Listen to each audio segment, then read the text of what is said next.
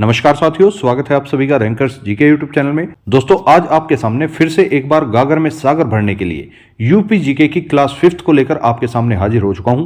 दोस्तों, पिछले 2-3 दिन से स्वास्थ्य ठीक न होने के कारण मेरी क्लास नहीं आ पाई, तो इसके लिए मैं क्षमा चाहता हूं। अब आज के बाद आपके एग्जाम तक डेली क्लासेस आपको मिला करेंगी और मैं उम्मीद करूंगा कि आपने इन पिछले 2-3 दिन के अंदर जितने भी क्लासेस मैंने आपको कराई हैं करंट अफेयर या यूपी जीके की, उन सभी क्लासेस का अच्छे से रिवीजन भी कर लिया होगा।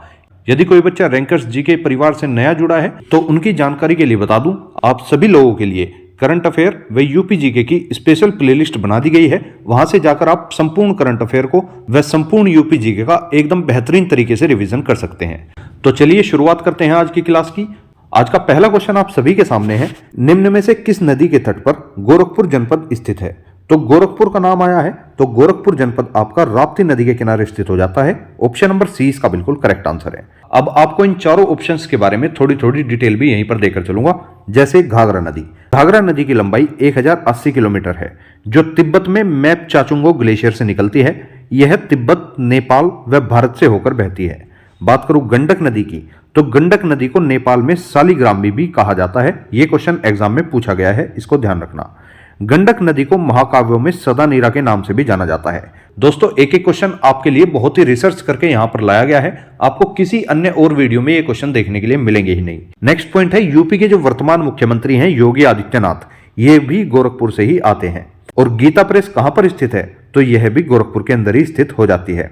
अब अगर बात करूं सरयू नदी की, तो सरयू नदी के किनारे आपका अयोध्या शहर स्थित हो जाता है, जहां पर हाल ही में 22 जनवरी 2024 को श्री राम मंदिर का उद्घाटन किया गया है।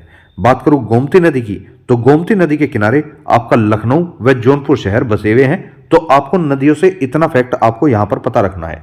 एक क्वेश्चन के साथ साथ मैंने आपके 5 से 6 क्वेश्चन यहीं पर क्लियर कर दिए हैं। अब चलते हैं नेक्स्ट क्वेश्चन पे। दोस्तों, हर एक क्वेश्चन के साथ आपको उसके ऑप्शन से संबंधित कुछ ना कुछ अलग फैक्ट जरूर देखने के लिए मिलेंगे। यही एकमात्र तरीका होता है कि यदि आपने थ्योरी को पूरा बेस से नहीं पढ़ा है, तब भी आप 360 डिग्री क्वेश्चंस को आराम से हल कर लोगे। नेक्स्ट क्वेश्चन है, निम्न में से कौन सी नदी यमुना की सहायक नदी नहीं है? आपसे पूछा है इन 4 नदियों में से कौन सी नदी यमुना की सहायक नदी नहीं है। तो सबसे पहले तो आपको बता दूं यमुना की सहायक नदी कौन कौन सी हैं। तो यमुना की सहायक नदी है चंबल, बेतवा, केन, सोन, टोंस व हिंडन। ये सारी ही नदी यमुना की सहायक नदी है। तो इनमें से चंबल नदी भी सहायक है, बेतवा भी सहायक है और केन भी सहायक है। अब ये जो आपकी कल्याणी नदी है ना मेरे दोस्त, ये यमुना की सहायक नदी नहीं है। तो इसका आंसर हो जाएगा यहां पर ऑप्शन नंबर ए। अब बात यमुना नदी की हुई है तो इसके बारे में कुछ इंपोर्टेंट फैक्ट भी आपको जान लेने चाहिए। जैसे यमुना नदी की लंबाई कुल मिलाकर 1376 किलोमीटर है और यमुना नदी जो है वो गंगा की सबसे बड़ी सहायक नदी है। यह भी फैक्ट आपको ध्यान रखना है। यमुना नदी का ही अन्य नाम कालिंदी व खुला नाला भी हो जाता है। बात करूं इसके उद्गम स्थान की, तो यमुना नदी का उद्गम यमुनोत्री ग्लेशियर की बंदरपुर चोटी से होता है। तो इतना फैक्ट आपको यमुना नदी से कम पता होना ही चाहिए। नेक्स्ट क्वेश्चन पर चलते हैं, निम्नलिखित में से कौन सा नगर गंगा के दाहिने किनारे पर स्थित नहीं है? तो आपको गंगा के दाहिने किनारे पर बसे हुए नगर व गंगा के बाएं किनारे पर बसे हुए नगर भी ध्यान रखने हैं। बात करूं गंगा के दाहिने किनारे पर स्थित नगर कौन सा नहीं है, तो बात करूं आपका कानपुर जो है ये भी दाएं किनारे पर बसा हुआ है, हरिद्वार भी दाएं किनारे पर है, प्रयागराज भी दाएं किनारे पर है। लेकिन ये जो आपका वाराणसी है ना मेरे दोस्त, ये आपका गंगा के दाहिने किनारे पर बसा हुआ शहर नहीं है।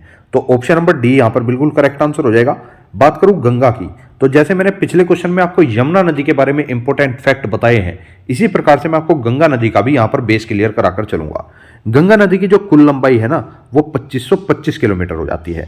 और अगर आपसे पूछ ले कि गंगा नदी की उत्तर प्रदेश के अंदर कुल कितनी लंबाई है, तो लगभग 1450 किलोमीटर है। अच्छा, अगर आपसे पूछता है कि गंगा नदी उत्तर प्रदेश के कुल कितने जिलों से होकर बहती है, तो आपको बताना है कुल मिलाकर यूपी के 28 जिलों से होकर गंगा नदी बहती है। प्रवेश कौन से जिले से करती है? तो गंगा नदी बिजनौर से प्रवेश करती है तथा बलिया जिले से होकर उत्तर प्रदेश से बाहर निकल जाती है। तो उम्मीद करूंगा आपका गंगा नदी के बारे में भी कुछ फैक्ट जरूर क्लियर हुआ होगा। नेक्स्ट क्वेश्चन पर चलते हैं, उत्तर प्रदेश के किस क्षेत्र में रटोल आम का सर्वाधिक उत्पादन किया जाता है? तो रटोल आम जो है ये बागपत व मेरठ के अंदर उत्पादित किया जाने वाला आम की एक प्रजाति है। तो ऑप्शन नंबर ए इसका बिल्कुल करेक्ट आंसर है। अब ये तो बात थी रटोल आम की, लेकिन उत्तर प्रदेश के अंदर ही कुछ बहुत सी भिन्न भिन्न प्रकार की आम की कैटेगरियां हैं व उनसे संबंधित जनपद भी बहुत ही ज्यादा इंपॉर्टेंट है। तो एक बार उन सभी आम की प्रजाति व संबंधित जनपद को यहीं पर देखकर चलते हैं। जैसे रटोल आम के लिए तो बागपत व मेरठ फेमस हो जाता है, लेकिन जो दशहरी आम है दशहरी आम के लिए लखनऊ का मलिहाबाद क्षेत्र प्रसिद्ध है। लंगड़ा आम के लिए आपका वाराणसी प्रसिद्ध जनपद हो जाता है। चौसा आम के लिए सहारनपुर जनपद प्रसिद्ध हो जाता है और अमरूद उत्पादन के लिए प्रयागराज जनपद प्रसिद्ध हो जाता है। यहीं पर आंवला उत्पादन के लिए प्रतापगढ़ जनपद को प्रसिद्ध माना गया है। तो इसलिए आपको ये आम की प्रजाति सभी ध्यान रखनी है तथा इनसे संबंधित बनने वाले फैक्ट भी मैंने आपको साथ के साथ बता दिए हैं। नेक्स्ट क्वेश्चन पर चलते हैं। उत्तर प्रदेश का निम्नलिखित में से कौन सा जिला माचिस उद्योग के लिए प्रसिद्ध है? तो मैंने आपको पिछली क्लासेस में भी ये क्वेश्चन कराया हुआ है कि आपको चाहे माचिस उद्योग कहे या फिर आपको दिया सलाई उद्योग कहे, दोनों के लिए आपको आंसर ऑप्शन नंबर ए ही लगाना है, अर्थात दोनों का आंसर बरेली ही हो जाएगा। माचिस उद्योग के लिए प्रसिद्ध जिला भी बरेली है और दिया सलाई उद्योग के लिए प्रसिद्ध जिला भी बरेली है और बांस उद्योग के लिए प्रसिद्ध जिला भी आपका बरेली ही हो जाता है। तो ऑप्शन नंबर ए यहां पर बिल्कुल करेक्ट आंसर हो जाएगा। अब बात कर लेते हैं कुछ अन्य और महत्वपूर्ण उत्पादित कारखानों की, जैसे कृत्रिम रबड़ का कारखाना, ये मोदीनगर के अंदर स्थित है। बिस्किट निर्माण उद्योग, ये भी मोदीनगर के अंदर स्थित है। कैंची उद्योग हो, खेल का सामान हो या क्रांति नगर हो, तीनों के नाम से मेरठ को ही जाना जाता है। चमड़ा उद्योग हो, साबुन उद्योग हो या उत्तर भारत का मैनचेस्टर कहा जाता हो, तो इस नाम से भी आपका कानपुर नगर को जाना जाता है। बात करूं जेके मंदिर कहां पर है, तो जेके मंदिर भी आपका कानपुर के अंदर ही स्थित हो जाता है। बात करूं भीतर गांव का मंदिर कहां पर है, तो यह भी आपका कानपुर के अंदर ही पड़ता है। नेक्स्ट दिया सलाई उद्योग या बांस उद्योग, तो दोनों मैंने आपको पहले ही बता दिए, दोनों के अंदर बरेली ही आपका सही आंसर हो जाएगा। तो चलते हैं नेक्स्ट क्वेश्चन की तरफ। दोस्तों मैं यहां पर एक क्वेश्चन के साथ आपके 7 से 8 क्वेश्चन साथ के साथ क्लियर करके चल रहा हूं। तो यदि आपको मेरे पढ़ाने का या मेरे बताने का तरीका पसंद आ रहा हो तो आप इस क्लास को लाइक अवश्य करें तथा अपने अन्य दोस्तों तक भी शेयर अवश्य करें। नेक्स्ट क्वेश्चन है, उत्तर प्रदेश के शहरों में नदियों के किनारे किस विकल्प के साथ स्थित हैं? तो आपको बताना है कि कौन सी नदी के किनारे कौन सा उत्तर प्रदेश का शहर बसा हुआ है। इनमें से एक या दो ऑप्शन सुमेलित नहीं होंगे, आपको वे ढूंढकर सुमेलित भी करने हैं। तो पहला ऑप्शन है यमुना। यमुना नदी के किनारे आप देख सकते हैं जौनपुर व लखनऊ शहर नहीं बसे हुए हैं। तो फिर किस नदी के किनारे बसे हुए हैं? ये जो जौनपुर और लखनऊ शहर है ना मेरे दोस्त, ये गोमती नदी के किनारे बसे हुए हैं।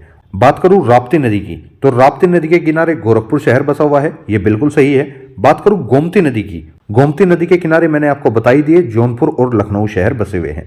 अब ये आगरा जो शहर है ये किस नदी के किनारे है? तो आगरा शहर आपका यमुना नदी के किनारे बसा हुआ है। बात करूं सरयू नदी की, तो सरयू नदी के किनारे आपका अयोध्या शहर स्थित है। तो उम्मीद करूंगा आपको चारों ऑप्शन व उनसे संबंधित नगर भी समझ में आ गए होंगे। नेक्स्ट क्वेश्चन पर चलते हैं। उत्तर प्रदेश में डीजल लोकोमोटिव वर्क्स कहां पर स्थित है? तो डीजल लोकोमोटिव वर्क्स जो है इसका कारखाना वाराणसी के अंदर स्थित हो जाता है। ऑप्शन नंबर सी इसका बिल्कुल करेक्ट आंसर है। अब जब बात वाराणसी की हुई है तो रेलवे संग्रहालय भी आपका वाराणसी के अंदर ही स्थित हो जाता है। बात जब रेलवे की हुई है तो भारत के अंदर रेलवे के कुल मिलाकर 18 जोन हैं, जिनमें से 2 जोन जो हैं वे उत्तर प्रदेश के अंदर स्थित हैं। अब वे 2 जोन कौन से हैं? तो पहला तो हो जाता है उत्तर मध्य रेलवे, जिसका मुख्यालय प्रयागराज के अंदर स्थित हो जाता है। दूसरा है पूर्व उत्तर रेलवे, जिसका मुख्यालय गोरखपुर के अंदर स्थित है। तो दोनों से पिछले एग्जाम में क्वेश्चन बन चुका है, इस बार भी आपके एग्जाम में क्वेश्चन बनेगा, आपको इन दोनों ही पॉइंट को ध्यान रखना है।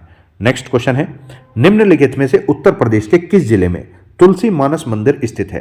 दोस्तों ऐसे ऐसे क्वेश्चन आपके लिए निकाल कर लाया हूं जिन्हें देखकर आपकी भूख भाग जाएगी और इतने इंपॉर्टेंट फैक्ट उसके साथ दिए गए हैं, आप पूरे यूट्यूब पे घूम लेना, आपको कहीं और भी ये फैक्ट नहीं मिलेंगे। बात हुई है तुलसी मानस मंदिर की, तो तुलसी मानस मंदिर जो है वो आपका वाराणसी के अंदर स्थित है।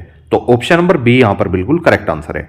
अब जब बात मंदिरों की हुई है तो यूपी के अंदर जितने भी प्रसिद्ध मंदिर हैं उनको मैं सभी को एक साथ आपको यहीं पर बताने वाला हूं। जैसे पहले नंबर पर आ जाता है हनुमानगढ़ी, तो हनुमानगढ़ी आपका अयोध्या के अंदर स्थित है। नेक्स्ट है श्री राम मंदिर। श्री राम मंदिर तो आप सभी को पता है, यह भी अयोध्या के अंदर ही बनकर तैयार हो चुका है, जिसका उद्घाटन 22 जनवरी 2024 को हो चुका है। नेक्स्ट है सीता की रसोई, तो सीता की रसोई आपकी अयोध्या के अंदर स्थित हो जाती है। तो अब अयोध्या के अंदर पड़ने वाले मंदिर मैंने आपको बता दिए। अब इसके बाद वाराणसी के अंदर जो मंदिर पड़ते हैं उनको देख लेते हैं। पहला है तुलसीदास मंदिर, तुलसीदास मंदिर वाराणसी के अंदर स्थित है। भारत माता मंदिर, यह भी वाराणसी के अंदर स्थित है। संकट मोचन मंदिर, यह भी वाराणसी के अंदर स्थित है। काशी विश्वनाथ मंदिर, यह भी वाराणसी के अंदर स्थित है। मां अन्नपूर्णा मंदिर, यह भी आपका वाराणसी के अंदर हो जाता है। और 84 घाट, यह भी वाराणसी के अंदर स्थित हो जाता है। इसी के साथ एक मस्जिद भी है जो कि वाराणसी के अंदर स्थित है, जिसका नाम है ज्ञानवापी मस्जिद, यह भी आपको ध्यान रखनी है। अब नेक्स्ट ऑप्शन है आपका मथुरा, तो मथुरा के अंदर पड़ने वाले कुछ मंदिर आपको यहीं पर बता देता हूं। जैसे श्री कृष्ण जन्मभूमि, यह भी आपका मथुरा के अंदर है। द्वारकाधीश मंदिर, ये भी आपका मथुरा के अंदर है। इस्कॉन मंदिर, ये भी आपका मथुरा के अंदर है। प्रेम मंदिर, ये भी मथुरा के अंदर है। बांके बिहारी मंदिर, ये भी मथुरा के अंदर है। सोमेश्वर महादेव मंदिर, अब ये प्रयागराज के मंदिर हैं जो दोनों ही आपको ध्यान रखने हैं। पहला है सोमेश्वर महादेव मंदिर जो कि प्रयागराज में है, दूसरा है वेणी माधव मंदिर, ये भी प्रयागराज में है। तो इतने मंदिर आपकी कॉपी में लिखे होने चाहिए। इन्हीं मंदिरों के अंदर से आपको अपने एग्जाम में एक क्वेश्चन जरूर देखने के लिए मिलेगा। नेक्स्ट क्वेश्चन पर चलते हैं। निम्नलिखित में से कौन सा मंदिर और स्थान सही नहीं है? आपको बताना है कि कौन सा मंदिर किस स्थान पर है और इन 4 ऑप्शन में से एक मंदिर ऐसा लिखा हुआ है जिसका स्थान बिल्कुल सही नहीं है, तो आपको उसकी पहचान करनी है। जैसे कि राम जन्मभूमि, ये आपका अयोध्या के अंदर है, बिल्कुल सही है। श्री कृष्ण जन्मभूमि, ये आपका मथुरा के अंदर है, बिल्कुल सही है। सारनाथ मंदिर, ये आपका वाराणसी के अंदर है, ये भी बिल्कुल सही है। लेकिन जो आपका काशी विश्वनाथ मंदिर है ना मेरे दोस्त, ये आपका प्रयागराज के अंदर नहीं, ये भी आपका वाराणसी के अंदर ही स्थित हो जाता है। तो इसका करेक्ट आंसर क्या होगा? वाराणसी। नेक्स्ट क्वेश्चन पर चलते हैं। भारत के किस शहर को दुनिया का सबसे पुराना शहर माना जाता है? तो भारत के अंदर एक ऐसा शहर है जिसे दुनिया का सबसे पुराना शहर माना जाता है, तो उस शहर का नाम है वाराणसी। ऑप्शन नंबर बी इसका बिल्कुल करेक्ट आंसर है। यह वाराणसी शहर जो है यह वरुणा व 80 नदियों के बीच पड़ता है, इसी कारण से इसका नाम वाराणसी रखा गया है।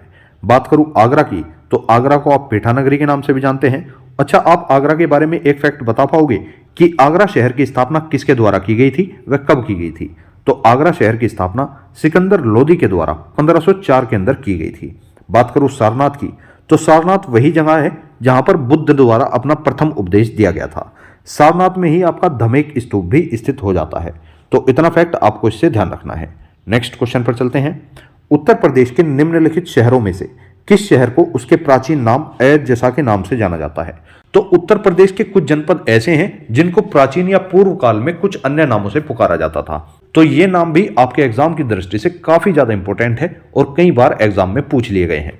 तो अयोध्या जो था ये अयोध्या का पूर्व नाम था। ऑप्शन नंबर ए इसका बिल्कुल करेक्ट आंसर है। अब यदि कुछ लोगों ने पढ़ा होगा कि अयोध्या को प्राचीन काल में साकेत के नाम से जाना जाता था, तो मेरे भाई बिल्कुल सही बात है। साकेत के नाम से भी अयोध्या को ही जाना जाता था और अयोध्या के नाम से भी अयोध्या को ही जाना जाता था। तो अयोध्या के 2 प्राचीन नाम हो जाते हैं, आपको इन्हें ध्यान रखना है। अब जब अयोध्या की बात कर ही रहे हैं, तो अयोध्या वह शहर है जो कि सरयू नदी के किनारे बसा हुआ है। और very very most important fact आपको बता देता हूं, अयोध्या को ही कौशल जनपद की राजधानी भी कहा जाता था। यह क्वेश्चन यूपी कांस्टेबल 2018 वाली भर्ती में एक बार पूछा जा चुका है, तो इसलिए आपको बिल्कुल भी हल्के में नहीं लेना है। अयोध्या का पुराना नाम साकेत भी हुआ करता था और अयोध्या को ही पूर्व में अयोध्या के नाम से भी जाना जाता था। बात करूं कन्नौज की, तो कन्नौज का पुराना नाम क्या था? तो कन्नौज को पूर्व में कान्यकुब्ज के नाम से जाना जाता था। कन्नौज को ही इत्र नगरी के नाम से भी जाना जाता है। बात करूं झांसी की, तो झांसी का पुराना नाम बलवंत नगर हुआ करता था, यह चीज आपको ध्यान रखनी है। कानपुर का पुराना नाम कान्हापुर हुआ करता था, तो आपको इतना फैक्ट इनसे पता होना चाहिए। बात करूं दलहन अनुसंधान संस्थान कहां पर स्थित है, तो यह भी आपका कान्हापुर अर्थात कानपुर के अंदर स्थित हो जाता है। चीनी अनुसंधान संस्थान कहां पर स्थित है, यह भी आपका कानपुर के अंदर स्थित है। लेकिन जो आपका गन्ना अनुसंधान संस्थान है ना मेरे दोस्त, ये लखनऊ के अंदर स्थित हो जाता है। तो चीनी और गन्ना अनुसंधान संस्थान में आप लोगों को कंफ्यूजन नहीं क्रिएट करना है, दोनों चीजें अलग अलग हैं, व दोनों के स्थान भी आपको अलग अलग ही ध्यान रखने हैं। नेक्स्ट क्वेश्चन पर चलते हैं। 16 महाजनपदों की अवधि के दौरान शूरसेन जनपद की राजधानी क्या थी? तो जो 16 महाजनपद हुआ करते थे उनमें से एक महाजनपद था सूरसेन। इस सूरसेन जनपद की राजधानी हुआ करती थी मथुरा। ऑप्शन नंबर ए इसका बिल्कुल करेक्ट आंसर है।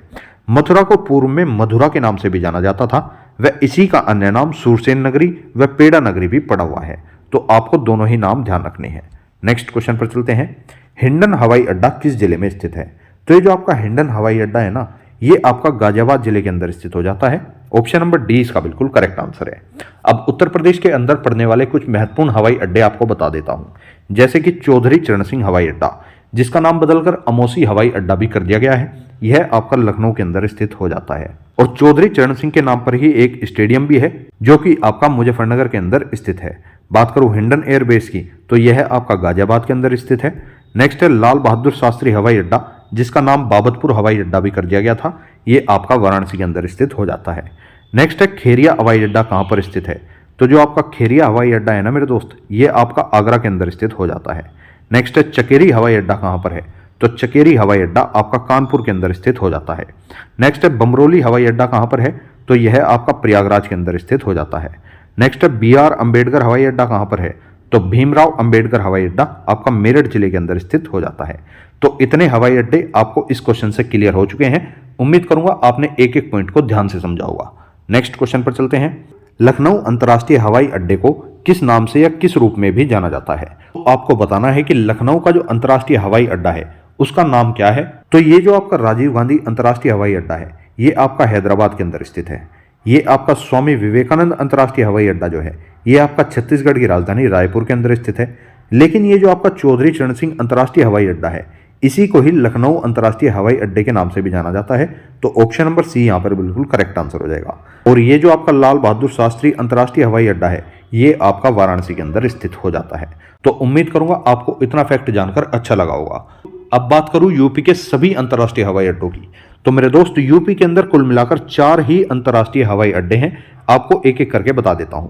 पहला है कुशीनगर अंतर्राष्ट्रीय हवाई अड्डा, दूसरा हो जाता है महर्षि वाल्मीकि अंतर्राष्ट्रीय हवाई अड्डा, तीसरा है चौधरी चरण सिंह हवाई अड्डा जो कि लखनऊ के अंदर स्थित है, और चौथा हो जाता है लाल बहादुर शास्त्री हवाई अड्डा जो कि वाराणसी के अंदर स्थित हो जाता है। तो ये सारे ही फैक्ट आपको ध्यान रखने हैं तथा अपनी कॉपी में नोट कर चलने हैं। नेक्स्ट क्वेश्चन है, राजकीय स्वतंत्रता संग्राम संग्रहालय किस जनपद में स्थित है। तो ये जो राजकीय स्वतंत्रता संग्राम संग्रहालय है ना ये मेरठ जिले के अंदर स्थित है। ऑप्शन नंबर सी इसका बिल्कुल करेक्ट आंसर है, क्योंकि 1857 के स्वतंत्रता संग्राम या 1857 की क्रांति बोल लो, ये क्रांति या संग्राम आपका मेरठ के अंदर से ही शुरू हुआ था। तो इसलिए उस क्रांति के सभी संग्रहालय जो हैं वे मेरठ के अंदर ही बनाए गए हैं। बात करूं लखनऊ की, तो लखनऊ के अंदर आपका राजकीय संग्रहालय स्थित हो जाता है। वह ये जो राजकीय संग्रहालय है यह उत्तर प्रदेश का सबसे बड़ा व सबसे प्राचीन संग्रहालय भी माना जाता है। बात करूं मथुरा की, तो मथुरा के अंदर आपका राजकीय जैन संग्रहालय स्थित हो जाता है। राजकीय बौद्ध संग्रहालय कहां पर स्थित है, तो यह आपका कुशीनगर व गोरखपुर के अंदर स्थित हो जाता है। बात करूं रानी महल संग्रहालय की, तो ये आपका झांसी के अंदर स्थित हो जाता है। और बात करूं मोतीलाल नेहरू बाल संग्रहालय की, तो ये आपका वाराणसी के अंदर स्थित है, जहां पर आपका लाल बहादुर शास्त्री अंतर्राष्ट्रीय हवाई अड्डा भी स्थित है। तो इस तरह से क्वेश्चंस को कनेक्ट करके आपको याद करने की कोशिश करनी है। आपको एक एक क्वेश्चन अच्छे से याद हो जाएगा।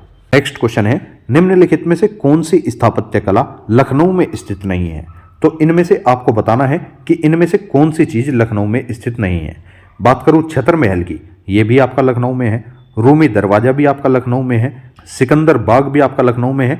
लेकिन ये जो शाही पुल है ना मेरे दोस्त, ये आपका लखनऊ के अंदर स्थित नहीं है, ये आपका जौनपुर नगर के अंदर स्थित है। तो ऑप्शन नंबर सी यहाँ पर बिल्कुल करेक्ट आंसर है। अब आपको बता दूं, छतर महल लखनऊ में है, रूमी दरवाजा लखनऊ में है, शाही पुल जौनपुर में है, सिकंदर बाग लखनऊ में है, जामा मस्जिद लखनऊ में है, भूल भुलैया या जिसे आप इमाम बाड़ा के नाम से जानते हो ये भी लखनऊ में है, केसर बाग पैलेस भी लखनऊ में है। और इमाम बाड़े का निर्माण किसके द्वारा कराया गया था, तो इसका निर्माण आसफुद्दौला के द्वारा कराया गया था। बात करूं सादत अली का मकबरा कहां पर है, तो यह भी आपका लखनऊ के अंदर ही स्थित है। उम्मीद करूंगा आपको एक फैक्ट ध्यान से समझ में आया होगा। आप कहोगे तो एक बार मैं इनका फिर से रिवीजन करा सकता हूं, जैसे कि छतर महल कहां पर है, लखनऊ के अंदर है। रूमी दरवाजा कहां पर है, लखनऊ के अंदर है। शाही पुल कहां पर है, जौनपुर के अंदर है। सिकंदर बाग कहां पर है, लखनऊ के अंदर है। जामा मस्जिद कहां पर है, लखनऊ के अंदर है। भूल भुलैया या जिसे आप इमाम बाड़ा के नाम से जानते हैं, लखनऊ के अंदर है। केसर बाग पैलेस कहां पर है, लखनऊ के अंदर है। इमाम बाड़े का निर्माण किसके द्वारा कराया गया था, आसफुद्दौला के द्वारा कराया गया था। और सादत अली का मकबरा कहां पर है, तो लखनऊ के अंदर ही स्थित हो जाता है। नेक्स्ट क्वेश्चन पर चलते हैं। निम्नलिखित में से उत्तर प्रदेश के किस जनपद को धान का कटोरा कहा जाता है। तो उत्तर प्रदेश का जो धान का कटोरा कहा जाता है वो चंदौली जनपद को कहा जाता है। ऑप्शन नंबर 20 का बिल्कुल करेक्ट आंसर है। उत्तर प्रदेश के चंदौली जनपद को धान का कटोरा भी कहा जाता है। और भारत के अंदर धान का कटोरा किसे कहा जाता है, तो भारत में धान का कटोरा पश्चिम बंगाल को कहा जाता है। धान उत्पादन में अगर उत्तर प्रदेश की स्थिति आपको बताऊं तो उत्तर प्रदेश धान उत्पादन करने के मामले में दूसरे नंबर पर आता है। यह चीज आपको ध्यान रखनी है। पहला स्थान इसमें पश्चिम बंगाल को जाता है। नेक्स्ट क्वेश्चन पर चलते हैं। उत्तर प्रदेश के किस जनपद में झंझरी मस्जिद स्थित है। तो उत्तर प्रदेश के जौनपुर नगर में झंझरी मस्जिद स्थित है। ऑप्शन नंबर सी इसका बिल्कुल करेक्ट आंसर है। बात करूं जौनपुर की, तो अटाला मस्जिद भी आपकी जौनपुर में ही है, लाल दरवाजा भी आपका जौनपुर में ही है, और जौनपुर को ही सिराज ए हिंद के नाम से भी जाना जाता है। जौनपुर नगर की स्थापना किसके द्वारा की गई, जौनपुर की स्थापना फिरोज शाह तुगलक ने अपने भाई जोना खान की याद में की थी, ये चीज आपको पता रखनी है। नेक्स्ट क्वेश्चन है, निम्नलिखित में से कौन सा विकल्प सही सुमेलित नहीं है। आपको बताना है इन चारों ऑप्शंस के अंदर से कौन सा विकल्प ऐसा है जो सही सुमेलित नहीं है। बात करूं खिचड़ी मेले की, तो खिचड़ी मेला आप सभी को मैंने बताया हुआ है गोरखपुर के अंदर लगता है, तो पहला ऑप्शन तो आपका बिल्कुल सही है। बात करूं मुड़िया पूर्णिमा मेले की, तो यह मेला भी गोवर्धन के अंदर लगता है, यह ऑप्शन भी बिल्कुल सही है। बात करूं देवी पाटन मेले की, तो देवी पाटन मेला आपका बलरामपुर के अंदर लगता है, यह ऑप्शन भी बिल्कुल सही है। लेकिन जो मेरे दोस्त आपका कालिंजर मेला है, यह सोनभद्र के अंदर नहीं, यह आपका बांदा के अंदर लगता है, तो ऑप्शन नंबर डी यहां पर बिल्कुल करेक्ट आंसर है, अर्थात ऑप्शन नंबर डी बिल्कुल भी सुमेलित नहीं है। बात करूं नौचंदी मेले की, तो नौचंदी मेला आपका मेरठ जिले के अंदर लगता है, बटेश्वर मेला आपका आगरा के अंदर लगता है और ढाई घाट मेला आपका शाहजहांपुर के अंदर लगाया जाता है। तो आपको इतने मेले ध्यान रखने हैं। नेक्स्ट क्वेश्चन पर चलते हैं, निम्नलिखित में से कौन सा विकल्प सही सुमेलित नहीं है। तो इनमें से आपको बताना है कि कौन सा विकल्प बिल्कुल भी सही सुमेलित नहीं है। तो ये जो धुरिया है ना, धुरिया ये बुंदेलखंड का है, नटवरी पूर्वांचल का है, कलाबाजी ब्रज का है, लेकिन ये जो डेडिया है ये दोआब का नहीं है, ये आपका फतेहपुर के अंदर मनाया जाता है। तो ऑप्शन नंबर डी यहां पर बिल्कुल करेक्ट आंसर है। अब आपको इसी के साथ कुछ अन्य लोक नृत्य और बता देता हूं, जैसे धुरिया, ख्याल व पाई डंडा ये बुंदेलखंड के लोक नृत्य हैं। नटवरी, धोबिया व छोलिया ये पूर्वांचल के लोक नृत्य हैं। कलाबाजी, अवध, झूला व चिरकुला ये ब्रज के लोक नृत्य है और डेढ़िया जो है ये फतेहपुर का लोक नृत्य है। तो आपको लोक नृत्य, तो आपसे लोक नृत्य से भी इस प्रकार से क्वेश्चन बन सकता है, तो आपको प्रिपेयर रहना है। नेक्स्ट क्वेश्चन पर चलते हैं, हिंदी भाषा और साहित्य के विकास हेतु उत्तर प्रदेश हिंदी संस्थान की स्थापना कब की गई थी। तो उत्तर प्रदेश हिंदी संस्थान की जो स्थापना है वो 1976 के अंदर की गई थी। ऑप्शन नंबर 20 का बिल्कुल करेक्ट आंसर है। अगर आपको थोड़ा डिटेल से बताऊं तो उत्तर प्रदेश हिंदी संस्थान की स्थापना 30 दिसंबर 1976 को की गई। उत्तर प्रदेश हिंदी संस्थान के द्वारा ही भारत भारती पुरस्कार भी दिया जाता है। बात करूं महात्मा गांधी साहित्य सम्मान किसके द्वारा दिया जाता है, तो यह भी उत्तर प्रदेश हिंदी संस्थान के द्वारा ही प्रदान किया जाता है। और आपका हिंदी गौरव सम्मान भी उत्तर प्रदेश हिंदी संस्थान के द्वारा ही दिया जाने वाला एक सम्मान है। तो आपको उत्तर प्रदेश हिंदी संस्थान की स्थापना के बारे में भी पता लग चुका है, वह इसके द्वारा दिए जाने वाले सम्मान व पुरस्कारों के बारे में भी मैंने आपको बता दिया है। कहो तो आपको एक बार और रिवीजन करा देता हूं कि उत्तर प्रदेश हिंदी संस्थान के द्वारा कौन कौन से सम्मान प्रदान किए जाते हैं। पहले नंबर पर आ जाता है आपका भारत भारती पुरस्कार, दूसरा है महात्मा गांधी साहित्य सम्मान व तीसरा है हिंदी गौरव सम्मान। तीनों के तीनों पुरस्कार आपका उत्तर प्रदेश हिंदी संस्थान के द्वारा ही प्रदान किए जाते हैं। तो नेक्स्ट क्वेश्चन पर चलते हैं, निम्नलिखित में से कौन सा विकल्प सही सुमेलित नहीं है। तो आपको बताना है इनमें से कौन सा विकल्प बिल्कुल सही सुमेलित नहीं है। तो किशन महाराज जो हैं, किशन महाराज आपके तबला वादक हैं, बिल्कुल सही है।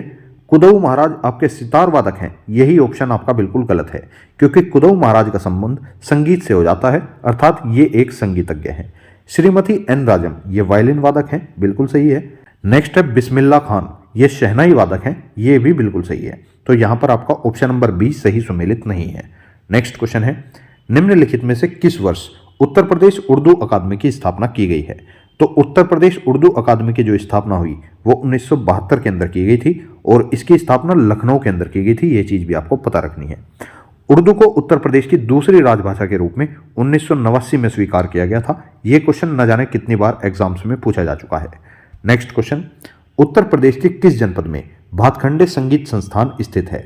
तो भातखंडे संगीत संस्थान जो है ये उत्तर प्रदेश की राजधानी लखनऊ के अंदर स्थित हो जाता है। ऑप्शन नंबर सी इसका बिल्कुल करेक्ट आंसर है। इसकी स्थापना 1926 में विष्णु नारायण भातखंडे के द्वारा की गई थी, तभी से इसका नाम भातखंडे संगीत संस्थान कर दिया गया था और इसे पिछले कुछ वर्षों पहले ही 2001 में डीम्ड विश्वविद्यालय का दर्जा भी दे दिया गया है। तो आपको इसके बारे में ये फैक्ट भी पता रखना है। नेक्स्ट क्वेश्चन, निम्नलिखित में से किस चित्रकार ने सत्यम शिवम सुंदरम का चित्रण किया है। तो सत्यम शिवम सुंदरम का चित्रण शिवनंदन नोटियाल जी के द्वारा कर दिया गया है। ऑप्शन नंबर 20 का बिल्कुल करेक्ट आंसर है। अगर आपसे क्वेश्चन पूछता है कि भारत माता की चित्रकला किसने बनाई थी, तो भारत माता की जो चित्रकला है वो अबिंद्रनाथ टैगोर के द्वारा बनाई गई थी। नेक्स्ट क्वेश्चन है, राज्य में नागरिक उड्डयन प्रशिक्षण केंद्र किस स्थान पर स्थित है। तो very very most important question है, ये भी आपको ध्यान रखना है। नागरिक उड्डयन प्रशिक्षण केंद्र जो है ये उत्तर प्रदेश के प्रयागराज में स्थित है। ऑप्शन नंबर सी इसका बिल्कुल करेक्ट आंसर है। इसी के साथ इससे संबंधित कुछ अन्य क्वेश्चंस भी हैं, उनको भी यहीं पर क्लियर करेंगे। जैसे पैरा ट्रूपर्स ट्रेनिंग स्कूल कहां पर है, तो यह आपका आगरा के अंदर पड़ता है। इंदिरा गांधी राष्ट्रीय उड़ान अकादमी कहां पर है, ये आपकी रायबरेली फुर्सतगंज के अंदर स्थित है।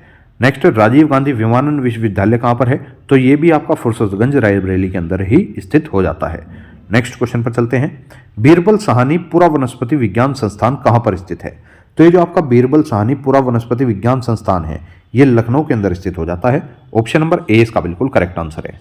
अब कुछ अन्य अनुसंधान संस्थान व परिषद जो कि उत्तर प्रदेश के काफी मुख्य परिषद व अनुसंधान संस्थान हैं, उनको यहीं पर देखकर चलते हैं। जैसे उत्तर प्रदेश कृषि अनुसंधान परिषद कहाँ पर है? लखनऊ के अंदर है। केंद्रीय औषधि अनुसंधान संस्थान कहाँ पर है? लखनऊ के अंदर है। राजकीय वनस्पति अनुसंधान संस्थान कहाँ पर है? लखनऊ के अंदर है। केंद्रीय विश्व विज्ञान अनुसंधान संस्थान कहाँ पर है? लखनऊ के अंदर है। गन्ना अनुसंधान संस्थान कहाँ पर है? लखनऊ के अंदर है। बायोटेक्नोलॉजी पार्क कहाँ पर है? लखनऊ के अंदर है। शाक भाजी अनुसंधान संस्थान कहाँ पर है? ये आपका वाराणसी के अंदर स्थित है। और जो आपका केंद्रीय पान अनुसंधान संस्थान है, वो आपका महोबा के अंदर स्थित हो जाता है। तो आपको अनुसंधान संस्थान या परिषद से इतने फैक्ट तो पता होने ही चाहिए। नेक्स्ट क्वेश्चन पर चलते हैं। उत्तर प्रदेश में तीर्थों का राजा किसे कहा जाता है? तो तीर्थों का राजा कहो या तीर्थराज कहो या आप उसे संगम नगरी कहो, तो तीर्थों का राजा आपका प्रयागराज को ही कहा जाता है। ऑप्शन नंबर ए इसका बिल्कुल करेक्ट आंसर है। नेक्स्ट क्वेश्चन, स्वामी हरिदास किस मुगल शासक के समकालीन थे? तो जो स्वामी हरिदास थे ना मेरे दोस्त, ये अकबर के समकालीन थे। ऑप्शन नंबर ए इसका बिल्कुल करेक्ट आंसर है। बात करूं स्वामी हरिदास के जीवन के बारे में, तो स्वामी हरिदास का जन्म 1535 में अलीगढ़ के अंदर हुआ था, लेकिन इनका जीवन जो है वो वृंदावन में बीता था। इसीलिए ही हरिदास जयंती वृंदावन में मनाई जाती है। बात करूं अकबर का शासन कब से कब तक था, तो अकबर का शासन था 1556 से 1605 तक। और स्वामी हरिदास से आपके लिए एक क्वेश्चन और बनता है कि स्वामी हरिदास ने किस शैली का विकास किया है? तो स्वामी हरिदास के द्वारा ध्रुपद धमार शैली का विकास किया गया है। इन्हीं के जो प्रसिद्ध शिष्य हैं वे हैं तानसेन और बैजू बावरा। तानसेन व बैजू बावरा के गुरु थे स्वामी हरिदास, आपको ये ध्यान रखना है। नेक्स्ट क्वेश्चन, भारत में उत्तर प्रदेश का खाद्यान्न उत्पादन में कौन सा स्थान है? तो खाद्यान्न उत्पादन कहो या अनाज उत्पादन कहो, बात एक ही है। भारत में उत्तर प्रदेश का खाद्यान्न उत्पादन के अंदर पहला स्थान आ चुका है। ऑप्शन नंबर डी इसका बिल्कुल करेक्ट आंसर है। बात करूं पहला स्थान की, तो आलू उत्पादन में भी उत्तर प्रदेश का पहला स्थान है। गेहूं उत्पादन में भी उत्तर प्रदेश का पहला स्थान है। अनाज या खाद्यान्न उत्पादन में भी उत्तर प्रदेश का पहला स्थान है। अब उत्तर प्रदेश का दूसरा स्थान किसमें है? तो चावल उत्पादन में उत्तर प्रदेश की दूसरी स्थिति दर्ज की गई है। उत्तर प्रदेश में सर्वाधिक बोई जाने वाली फसल कौन सी है? तो वह है आपकी गेहूं। नेक्स्ट क्वेश्चन पर चलते हैं। उत्तर प्रदेश राज्य की सबसे पुरानी नहर कौन सी है? तो यूपी की जो सबसे पुरानी नहर है, ये क्वेश्चन तो बच्चे बच्चे को पता होगा, वो है आपकी यमुना नहर। ऑप्शन नंबर डी इसका बिल्कुल करेक्ट आंसर है। बात करूं उत्तर प्रदेश की सबसे लंबी नहर की, तो सबसे लंबी नहर आ जाती है शारदा नहर। पूर्वी यमुना नहर की सर्वप्रथम खुदाई किसके द्वारा कराई गई थी? तो ये जो पूर्वी यमुना नहर है, इसकी सबसे पहले खुदाई शाहजहां के द्वारा 1631 में कराई गई थी। इसके बाद दोबारा इसकी खुदाई अंग्रेजों के द्वारा कराई गई थी। बात करूं यमुना नहर का उत्तर प्रदेश के अंदर किस जिले से प्रवेश होता है? तो उत्तर प्रदेश के अंदर सहारनपुर जिले के फैजाबाद नाम से यमुना नहर का उत्तर प्रदेश में प्रवेश होता है। उत्तर प्रदेश में ऊपरी गंगा नहर का उद्गम कहां से है? तो ऊपरी गंगा नहर का उद्गम हरिद्वार से होता है। और जो निचली गंगा है, इसका उद्गम आपका नरोरा से होता है। तो आपको इतना फैक्ट इस क्वेश्चन से ध्यान रखना है। नेक्स्ट क्वेश्चन पर चलते हैं। 1930 के अंदर नलकूप से सिंचाई करने का सबसे पहले प्रारंभ उत्तर प्रदेश के किस जिले में किया गया था? अर्थात आपसे क्वेश्चन के अंदर यह पूछना चाह रहा है कि 1930 के अंदर उत्तर प्रदेश के अंदर सबसे पहला कुआं किस जिले में खोदा गया था? तो इसका करेक्ट आंसर हो जाता है मेरठ। अर्थात मेरठ जिले के अंदर नलकूप से सिंचाई का सबसे पहले प्रारंभ हुआ था। यह चीज आपको ध्यान रखनी है। और नलकूप की जब बात हुई है, तो उत्तर प्रदेश में सर्वाधिक सिंचाई नलकूपों के द्वारा ही की जाती है। कुल मिलाकर 75% सिंचाई होती है। और नहरों के द्वारा कितनी सिंचाई होती है? तो यूपी के अंदर नहरों के द्वारा मात्र 15% सिंचाई ही की जाती है। नेक्स्ट क्वेश्चन पर चलते हैं। उत्तर प्रदेश के संभल में जामा मस्जिद का निर्माण किसने करवाया था? तो संभल के अंदर जो जामा मस्जिद पड़ती है, इसका निर्माण बाबर के द्वारा कराया गया था। अर्थात बाबर का एक सेनापति था मीर बेग। मीर बेग के द्वारा ही जामा मस्जिद का निर्माण करवाया गया था। बात करूं बाबरी मस्जिद की, तो बाबरी मस्जिद का निर्माण भी बाबर के अन्य सेनापति मीर बकी के द्वारा कराया गया था। तो मीर बेग व मीर बकी में अंतर है, दोनों अलग अलग हैं। दोनों ने मस्जिद का निर्माण भी अलग अलग कराया है। तो दोनों में आपको कंफ्यूजन नहीं बनाना है। नेक्स्ट क्वेश्चन, इलाहाबाद के सबसे बड़े अल्फ्रेड पार्क का नाम बदलकर किस स्वतंत्रता सेनानी के नाम पर कर दिया गया है? तो हाल ही में इलाहाबाद के अल्फ्रेड पार्क का नाम बदलकर चंद्रशेखर आजाद पार्क कर दिया गया है। ऑप्शन नंबर ए इसका बिल्कुल करेक्ट आंसर है। बात करूं अल्फ्रेड पार्क की, तो यह है आपका प्रयागराज अर्थात इलाहाबाद के अंदर स्थित है। नेक्स्ट क्वेश्चन है, काकोरी केस के तहत किस क्रांतिकारी को गोरखपुर जेल में फांसी की सजा दी गई थी? राजेंद्र लाहिड़ी को, अशफाक उल्ला खान को, रामप्रसाद बिस्मिल को या रोशन सिंह को? गोरखपुर जेल के अंदर जो फांसी दी गई थी वो रामप्रसाद बिस्मिल को दी गई थी। ऑप्शन नंबर सी इसका बिल्कुल करेक्ट आंसर है। बात करूं रोशन सिंह की, तो रोशन सिंह को इलाहाबाद जेल के अंदर फांसी दी गई थी। और बात करूं अशफाक उल्ला खान की, तो इन्हें फैजाबाद जेल के अंदर फांसी दी गई थी। अब काकोरी कांड के बारे में आपको कुछ महत्वपूर्ण फैक्ट भी यहीं पर बता देता हूं। जैसे कि काकोरी कांड की जो घटना है वो 9 अगस्त 1925 को हुई थी। वर्तमान में इस काकोरी कांड का नाम बदलकर काकोरी ट्रेन एक्शन भी कर दिया गया है। इसमें 3 लोगों को फांसी की सजा सुनाई गई थी और यह फांसी 19 दिसंबर 1927 को तीनों लोगों को एक साथ दी गई थी। जो रामप्रसाद बिस्मिल हैं, इन्हें गोरखपुर जेल के अंदर फांसी दी गई। अशफाक उल्ला खान को फैजाबाद जेल के अंदर फांसी दी गई। रोशन सिंह को इलाहाबाद जेल के अंदर फांसी दी गई थी। तो इतना फैक्ट आपको काकोरी ट्रेन एक्शन से ध्यान होना ही चाहिए।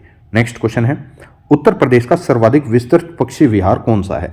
तो उत्तर प्रदेश का सर्वाधिक विस्तृत अर्थात सबसे बड़ा पक्षी विहार कौन सा है?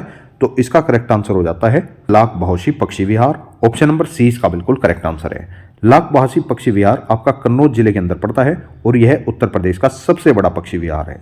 बात करूं समान पक्षी विहार की, तो यह मैनपुरी के अंदर स्थित है। बात करूं नवाबगंज पक्षी विहार की, तो यह आपका चंदौली जिले के अंदर पड़ता है और इसकी स्थापना 1984 के अंदर की गई थी। इसी को ही उत्तर प्रदेश का प्रथम पक्षी विहार भी माना जाता है और वर्तमान में इसी का नाम बदलकर चंद्रशेखर आजाद पक्षी विहार भी किया गया है। बात करूं सांडी पक्षी विहार की, तो सांडी पक्षी विहार आपका हरदोई जिले के अंदर पड़ता है, तो ये चीज भी आपको पता रखनी है। लाख बहोशी पक्षी विहार कन्नौज के अंदर स्थित है। यह उत्तर प्रदेश का सबसे बड़ा पक्षी विहार है। और उत्तर प्रदेश का जो सबसे छोटा पक्षी विहार है वो कौन सा है? उसका नाम है पटना पक्षी विहार, जो कि आपका एटा जनपद के अंदर स्थित हो जाता है। नेक्स्ट क्वेश्चन पर चलते हैं। उत्तर प्रदेश में सर्वाधिक प्रचलित लोक नृत्य निम्नलिखित में से कौन सा है? तो आपके सामने ये 4 ऑप्शन दिए गए हैं। इन चारों ऑप्शंस के अंदर से बताना है कि उत्तर प्रदेश का सर्वाधिक प्रचलित लोक नृत्य कौन सा है। तो यहां पर आपका जो करेक्ट आंसर होगा वो होगा ऑप्शन नंबर बी अर्थात नौटंकी। नौटंकी को उत्तर प्रदेश के अंदर सर्वाधिक प्रचलित लोक नृत्य माना जाता है। ऑप्शन नंबर बी इसका बिल्कुल करेक्ट आंसर है। नेक्स्ट क्वेश्चन, डोलोमाइट के भंडार उत्तर प्रदेश के किस जिले में पाए जाते हैं? तो बात हुई है डोलोमाइट के भंडार की, तो डोलोमाइट आपका सर्वाधिक सोनभद्र के अंदर पाया जाता है। ऑप्शन नंबर ए इसका बिल्कुल करेक्ट आंसर है। अब ये डोलोमाइट जो है ये उत्तर प्रदेश का एक खनिज है। तो जब बात खनिजों की हुई है तो उत्तर प्रदेश की पहली खनिज नीति कब लाई गई थी? तो यह 1998 के अंदर लाई गई थी। बात करूं तांबा कहां पर पाया जाता है, तो सर्वाधिक तांबा ललितपुर के अंदर पाया जाता है। चूना पत्थर कहां पर पाया जाता है? तो मिर्जापुर प्लस सोनभद्र दोनों ही चूना पत्थर के लिए जाने जाते हैं। बात करूं हीरा कहां पर पाया जाता है, तो हीरा उत्पादन के लिए मिर्जापुर और बांदा ही सुप्रसिद्ध जिले हो जाते हैं। कोयला कहां पर पाया जाता है, तो कोयले के लिए आपका सोनभद्र का सिंगरौली क्षेत्र काफी सुप्रसिद्ध क्षेत्र हो जाता है। नेक्स्ट है डोलोमाइट कहां पर पाया जाता है, तो डोलोमाइट के लिए मिर्जापुर और सोनभद्र दोनों ही सुव्यवस्थित जिले हैं। बात करूं यूरेनियम कहां पर पाया जाता है, तो यूरेनियम के लिए आपका ललितपुर जिला काफी सुप्रसिद्ध जिला हो जाता है। तो उम्मीद करूंगा आपको खनिजों से भी एक एक फैक्ट पता लग चुका होगा। यहां से भी आपने अपना 1 नंबर पक्का कर लिया है। नेक्स्ट क्वेश्चन पर चलते हैं। उत्तर प्रदेश में सीमेंट के कारखाने कहां पर स्थित हैं? तो सीमेंट के कारखाने की बात हुई है, यह क्वेश्चन मैंने आपको पहले भी 2-3 बार करा दिया है। सीमेंट के कारखाने उत्तर प्रदेश के अंदर मिर्जापुर व सोनभद्र के अंदर चुर्क व डल्ला क्षेत्र के अंदर पाए जाते हैं। ऑप्शन नंबर डी इसका बिल्कुल करेक्ट आंसर है। बात करूं अफीम फैक्ट्री की, तो उत्तर प्रदेश के अंदर अफीम फैक्ट्री गाजीपुर के अंदर स्थित है। एल्यूमिनियम कारखाना ये आपका सोनभद्र के रेणुकूट में स्थित है। बात करूं डीजल लोकोमोटिव्स की, तो डीजल लोकोमोटिव वर्क्स आपका वाराणसी के अंदर स्थित हो जाता है। तो चलते हैं आज के नेक्स्ट और लास्ट क्वेश्चन की तरफ। प्रदेश में कागज बनाने का प्रमुख केंद्र कौन सा है? तो उत्तर प्रदेश के अंदर कागज बनाने का जो प्रमुख केंद्र है वो है आपका सहारनपुर। ऑप्शन नंबर डी इसका बिल्कुल करेक्ट आंसर है। सहारनपुर को ही आप सिगरेट उद्योग के नाम से भी जानते हैं, ये चीज भी आपको ध्यान रखनी है। तो इसी के साथ आज की यूपी जीके की क्लास 5th को समाप्त करते हुए मैं उम्मीद करूंगा कि आपने इस क्लास का एक एक पार्ट व एक एक क्वेश्चन ढंग से और आराम से समझा होगा। यदि आप में से अभी भी किसी बच्चे को यह क्लास ढंग से समझ में नहीं आई है तो एक बार फिर से इस क्लास को लेने का ट्राई करना। आपको एक एक चीजें बिल्कुल क्रिस्टल क्लियर हो जाएंगी तथा पिछली जितने भी क्लासेस मैंने आपको कराई हैं उन सभी का एक बार फिर से फास्ट रिवीजन कराने के लिए मैं आपके लिए बहुत ही जल्द एक महा मैराथन क्लास का भी आयोजन करने वाला हूं, ताकि आपको एग्जाम में जाने से पहले इन सभी क्वेश्चंस का एकदम फास्ट रिवीजन प्राप्त हो सके। और बहुत ही जल्द आपके उत्तर प्रदेश के महत्वपूर्ण अधिनियम से संबंधित भी एक क्लास आने वाली है, तो उसके लिए भी आप रैंकर्स जीके यूट्यूब चैनल को सब्सक्राइब कर सकते हैं। यदि आपको एक क्लास पसंद आई है तो आप इस क्लास को लाइक अवश्य करें तथा अपने अन्य दोस्तों तक भी शेयर अवश्य करें। अब मिलेंगे नेक्स्ट किसी वीडियो में। Thank you so much for watching this video. जय हिंद, जय भारत।